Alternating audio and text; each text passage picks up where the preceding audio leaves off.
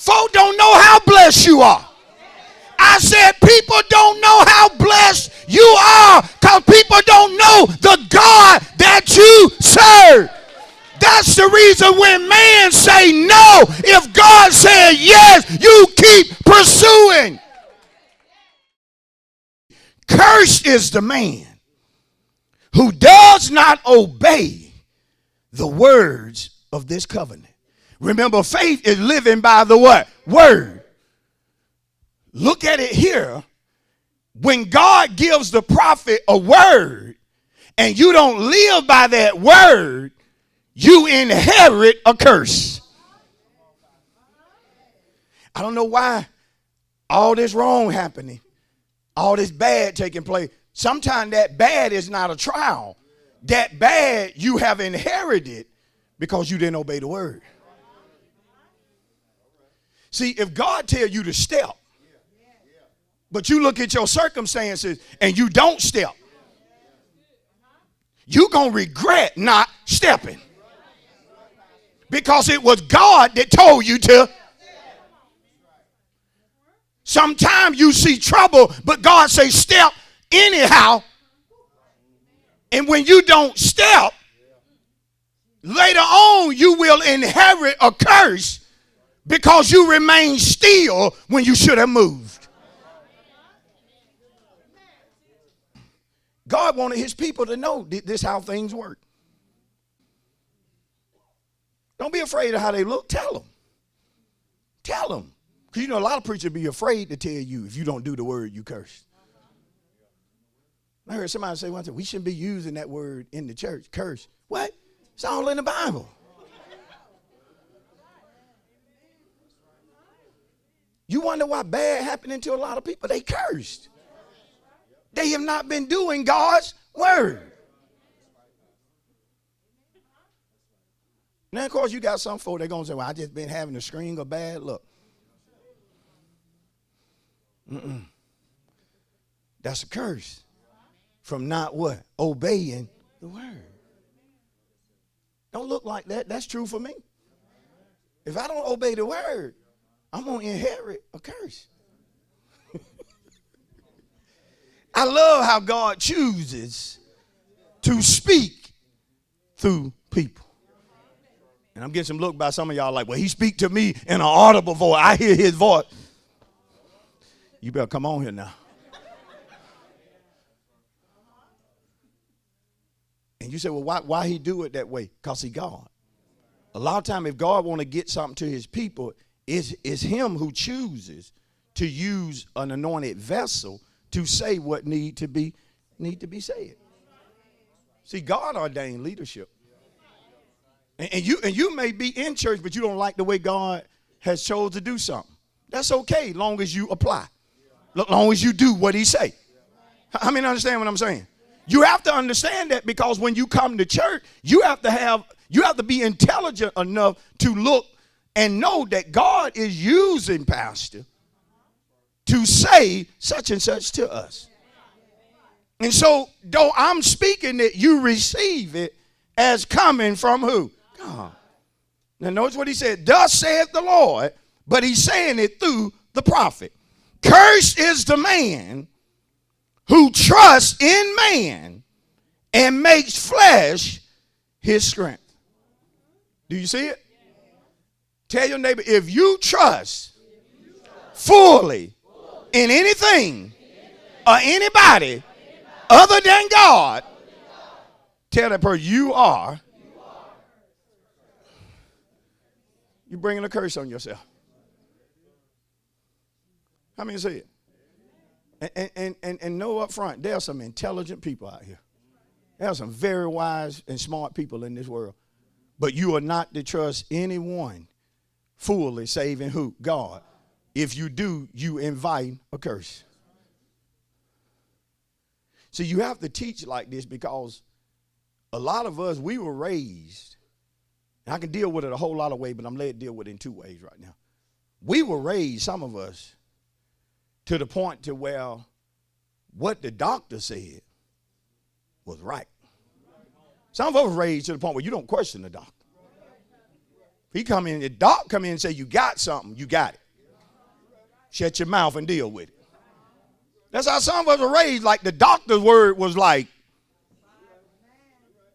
you know how we know some of us like that? Because we'll take a prescription we can't even read.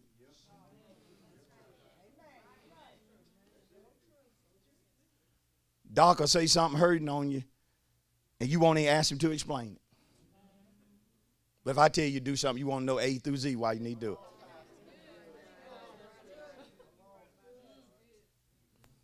But that doctor can tell you something, and it's like nobody in this world better not argue against what your doctor told you. So I'm messing with some of your mind. Even though we got history to prove where doctors have made terrible mistakes. You know there are doctors, good doctors, who've taken out the wrong parts. And tell your neighbor, your body ain't like your car. Ain't like taking no starter off there and say, oh, we made, oh, you needed an alternator. Bring it back and we gonna swap the alternator for the starter. You're a little inconvenience.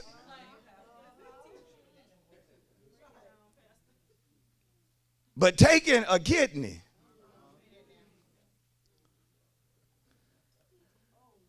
when it wasn't nothing but me drinking too many. I got one less kidney. Doc done got paid, and I didn't even question. I just fully trusted what he said. The other person we fully trust is bankers. Therefore, in here, if a man tell you you can't have something, that's it. You get that out your mind. You can't have that. He can just tell you something like, it's your credit score. You can't have it because of your credit score. And then we'll look at the man and fully trust to the point to where we will stop pursuing what God said was ours because a man said you couldn't have it. Not realizing that your God can put enough money in your hand that the credit score does not matter. Because you recognize you can pay cash for things like houses, like cars, like land. Oh, preach it, pastor. Some of you don't have certain things because a man told you you couldn't have it.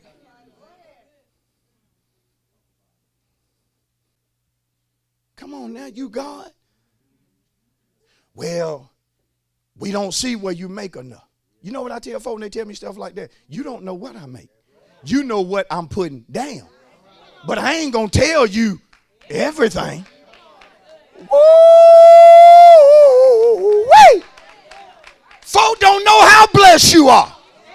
I said people don't know how blessed you are because people don't know the God that you serve.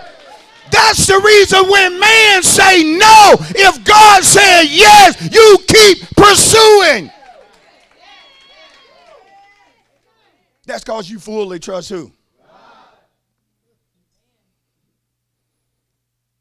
I was somewhere the other day, I told a person, I said, this is what I want.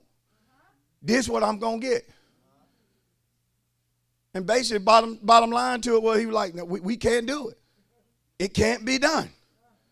I said, I'm about to leave here and go right down the street and get it done. Are you sure? And they looked at me and said, you just going to have to do that.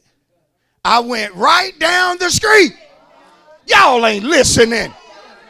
Not 10 minutes from a place where the man said it couldn't be done, went 10 minutes and got it. Because I didn't fully trust man. 10 minutes. 10 minutes. And I wanted to drive right back by there and say, this is what couldn't be done.